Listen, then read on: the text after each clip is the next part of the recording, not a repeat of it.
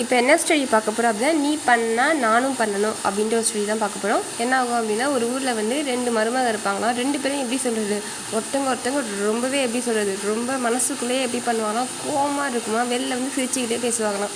உள்ளுக்குள்ளே அப்படியே திட்டுறது, அப்படியே மனசுக்குள்ளே திட்டிக்கிட்டு வெளில வந்து சிரிச்சு பேசிகிட்டே இருப்பாங்களாம். நீ பண்ணால் நான் பண்ணணும் அப்படின்ற ஸ்டோரி தான் இது.